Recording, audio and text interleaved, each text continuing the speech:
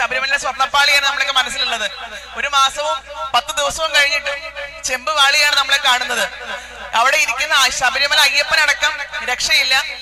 മൂർത്തിയെക്കാളും വലിയ ശാന്തിയാണ് അവിടെ ഉള്ളത്. അപ്പൊ അതുകൊണ്ട് തന്നെ അയ്യപ്പൻ അവിടെ ഉണ്ടാവും. അദ്ദേഹം അതിന് മനസ്സിൽ കണക്കനുസരിച്ച് മറുപടിയും കൊടുക്കുന്ന യാതൊരു സംശയമില്ല.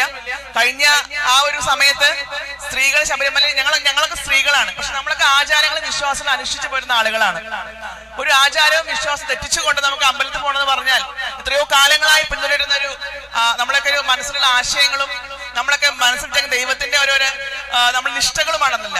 അതൊക്കെ മാറ്റിക്കൊണ്ട് സുപ്രഭാതത്തിൽ മാറ്റിമറിച്ചുകൊണ്ട് മുന്നോട്ട് പോകുന്ന വിപ്ലവം എന്ന് പറഞ്ഞ് മുന്നോട്ട് പോകുന്ന സമയത്ത് അതിനൊന്നും നമുക്ക് ആർക്കും കൂടെ പിടിക്കാൻ സാധിക്കില്ല. കൃത്യമായ മറുപടിയും കിട്ടി ആ ഇലക്ഷനിൽ.